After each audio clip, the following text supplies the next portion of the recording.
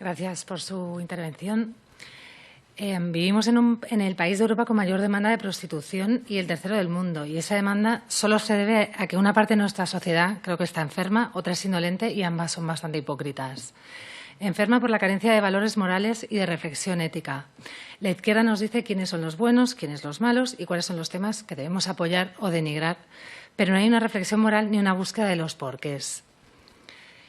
Mientras esperamos que las feministas se pongan de acuerdo sobre si abolir la prostitución o no, si importa la libertad o la dignidad de la mujer, muchas mujeres siguen sufriendo.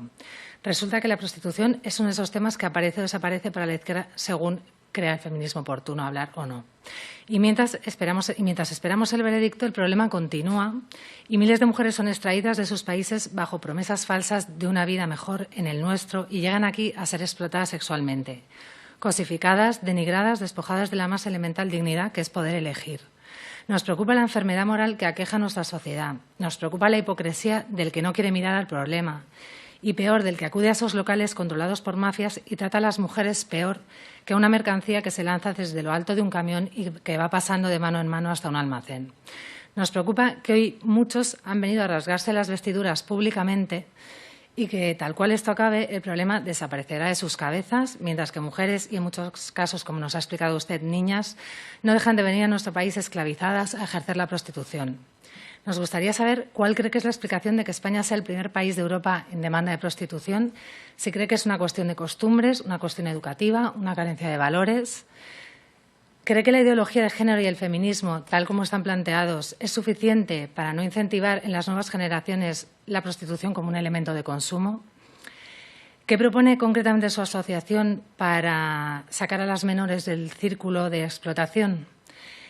Aquí entiendo que la respuesta va a ser inicialmente no, pero ¿reciben suficientes apoyos de las administraciones públicas? ¿Qué más necesitarían? Y de tenerlos, ¿qué fines tendrían y cómo serían vehiculizadas? Y, por último, si tuviera que promover una ley, ya he explicado que pediría especialización, prevención y reparación, pero ¿podría dar medidas más concretas de qué abarcaría esa ley? Muchas gracias. Antes de la intervención, quiero hacer una pregunta. ¿Esto va a quedar, la intervención del señor Navarro va a quedar registrada en el diario de sesiones? Sí, claro. Por eso estoy dando turnos. De acuerdo. ¿Lo ha votado la mesa? ¿Lo ha aceptado? Porque el Grupo Parlamentario Vox...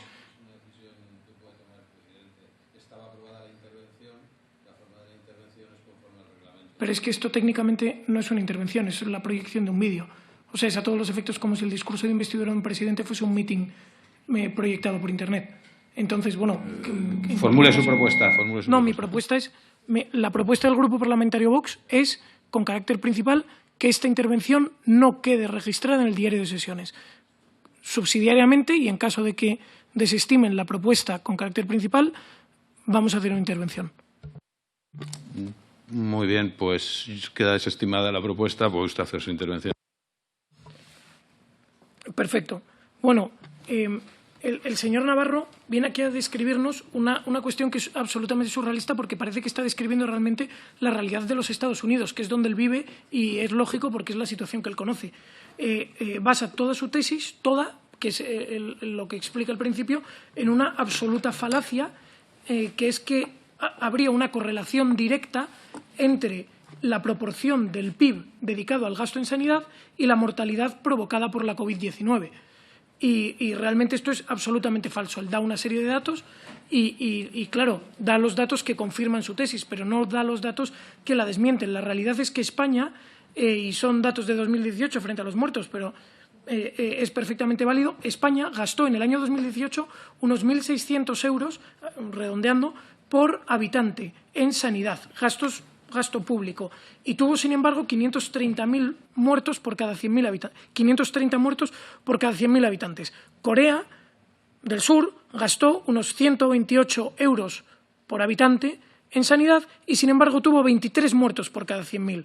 Taiwán gasta unos 1.200 euros por habitante y, sin embargo, ha tenido 0,029 muertos por cada 100.000. Portugal gasta 1.185 euros por habitante y ha tenido 363 muertos por cada 100.000. Y Grecia, 813 euros por habitante y ha tenido, sin embargo, 31 muertos por cada 100.000.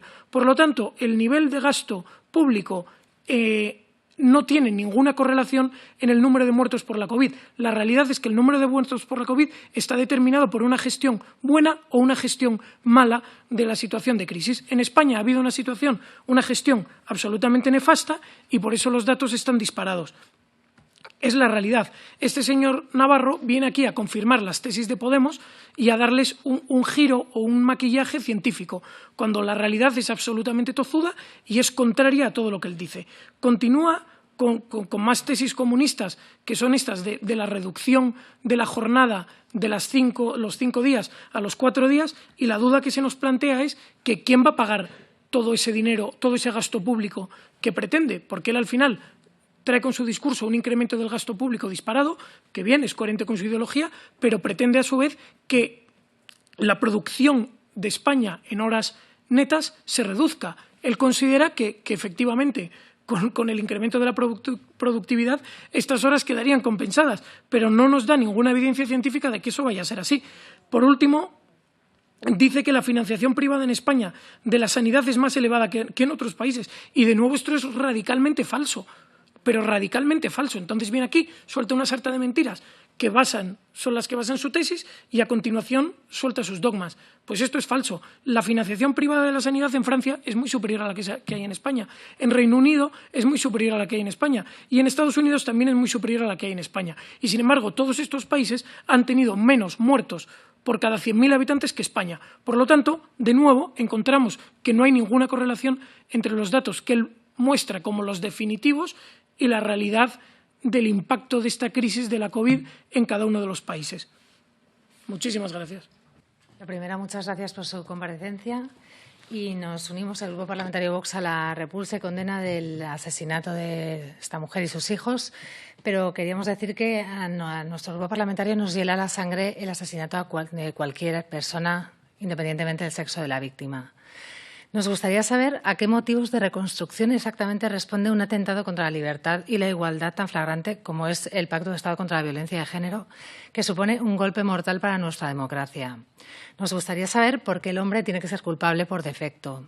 Nos gustaría saber por qué creen que la única violencia que cuenta es la del hombre heterosexual sobre la mujer y no todos los demás tipos de violencia doméstica. Nos gustaría saber por qué cualquier varón heterosexual debe ver cuestionada la presunción de inocencia, por qué sufre penas mayores que cualquier otro agresor. Nos gustaría saber a qué viene tanto despilfarro en asociaciones, chiringuitos y cargos para amiguetes cuando ni siquiera el Gobierno puede cumplir con su medida estrella de los ERTEs. ¿Por qué no se destina el dinero a ayuda directa a las víctimas y no a tantas asociaciones? ¿No cree que hay una relación entre que las asociaciones reciban subvenciones en función de las denuncias y el número de denuncias falsas? ¿No creen que sería más razonable que, si afortunadamente no se ha despilfarrado todo el dinero de un año, lo que sobre se devuelva a las arcas públicas ahora que tanta falta va a hacer? ¿Por qué, si las cifras de violencia contra las mujeres no se han reducido, se siguen aferrando a la Ley Integral contra la Violencia de Género cuando es obvio que no funciona? Y, finalmente, si se quiere hacer algún tipo de honor al nombre de esta comisión de reconstrucción, debería reprobarse lo ocurrido con las cifras de víctimas del coronavirus y debería reprobarse las terribles consecuencias de las leyes de género, desde el gasto ingente que suponen a la violación de derechos fundamentales. Muchas gracias.